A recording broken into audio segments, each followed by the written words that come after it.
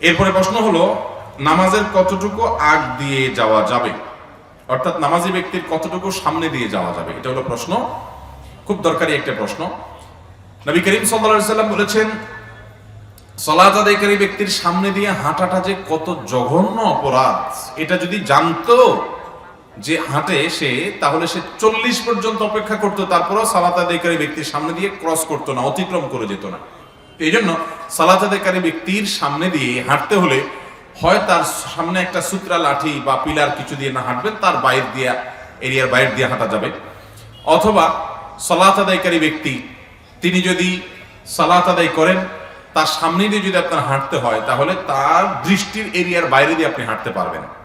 তিনি সূত্রা টুত্রা কিছু নিয়ে দাঁড়ান নাই, ভুল করেছেন। উচিত তার কোনো কিছুর সামনে গিয়ে সালাত আদায় করা, সূত্রা দিয়ে দাঁড়ানো। কিন্তু হঠাৎ তিনি মসজিদের এমন জায়গায় দাঁড়ায় গেছেন যে সূত্রা নাই, অথবা তিনি 1-2 রাকাত পরে এসে দাঁড়াইছেন, এখন সালাম ফিরাইছে ইমাম, তিনি তারগুলো আদায় করতেছেন, সূত্রা নেওয়ার তো সুযোগ হয় নাই।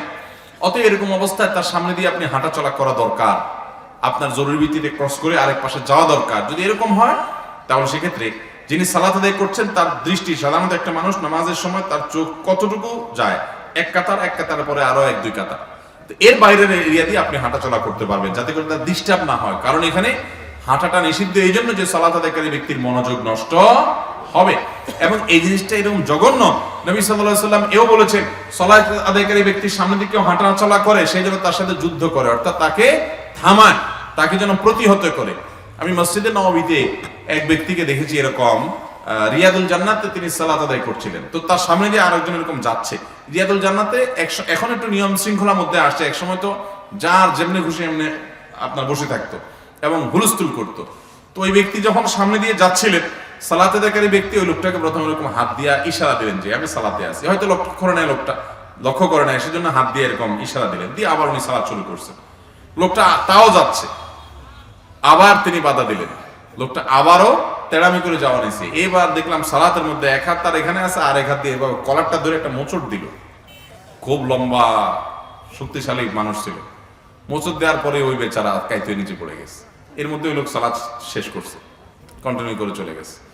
তো সালাত আদায়কারী ব্যক্তির সামনে দিয়ে কেউ যাওয়া, এটা খুব জঘন্য অপরাধ, আমরা অনেকে যাই না। কিন্তু যিনি নামাজ পড়বেন তার দায়িত্ব হলো কোনো কিছুর সামনে দাঁড়ানো। যদি তিনি ভুলে যান অথবা তিনি মাসবুক হন, তাহলে সেক্ষেত্রে তার সামনে দিয়ে হাঁটতে হলে তিনি যে কাতার এই সালাত আদায় করছেন তার আরো 1-2 কাতার রেখে আপনি সামনে দিয়ে যাবেন, যাতে তার দৃষ্টির এরিয়ার বাইরে চলে যান। যদি তার কাতারের এরিয়ার বাইরে, অর্থাৎ সেজদার এরিয়ার বাইরে দিয়ে যান, অনেক উলামায়ে কেরামের মতে জায়েজ হবে।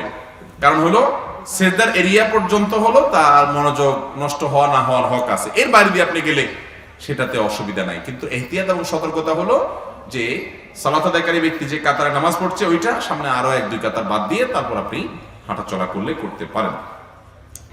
এরপরে প্রশ্ন হলো, কবরস্থানে স্যান্ডেল বা জুতা পরে কবর জিয়ারত করতে যাওয়া যাবে কিনা।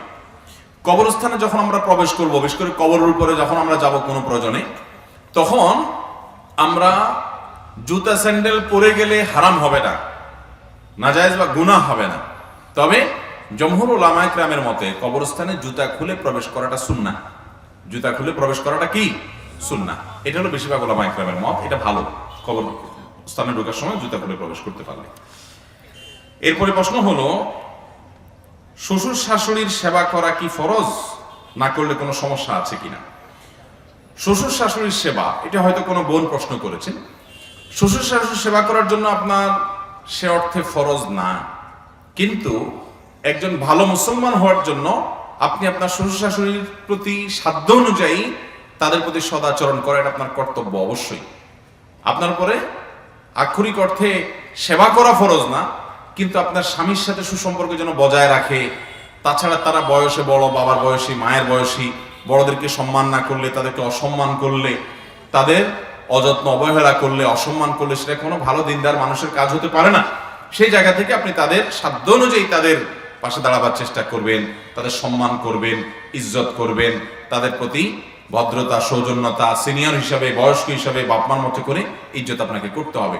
সাধ্য অনুযায়ী সেবাও করবেন, এই জন্য যে আপনার স্বামী আপনার জন্য অনেক কিছু করছে, আপনার সংসার উন্নতির জন্য করছে, আপনার ছেলে মেয়ের উন্নতির জন্য করছে, এমন অনেক কিছু করছে যেটা তার জন্য আবশ্যক না।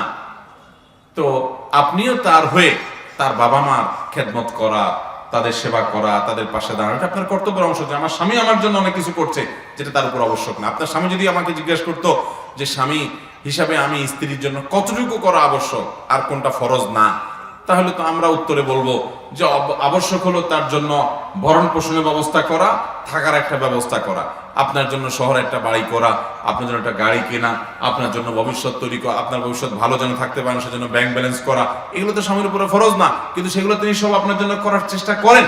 অতএব তিনি যখন আপনার জন্য ফরজের বাইরে অনেক কিছু করতে চেষ্টা করেন আপনার সুখের আশায়, অতএব আপনারও উচিত তার বাপ মাকে শ্রদ্ধা নিবেদন করা, সম্মান করা, সাধ্য অনুযায়ী খেদমত করা, যেহেতু তিনি বাপ মাকে সময় দিতে পারছেন না আপনার সংসারের জন্য।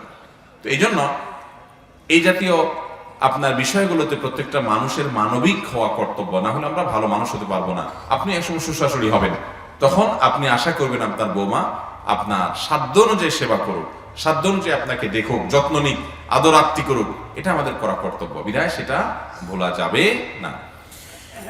এরপরে প্রশ্ন হলো, একজন মুসলমান হিসাবে ভাষা শহীদদের জন্য আমাদের করণীয় কি? খুবই প্রয়োজনীয় প্রশ্ন। আমাদের মায়ের ভাষায় কথা বলার অধিকার আদায় করে দিতে গিয়ে যে মানুষগুলো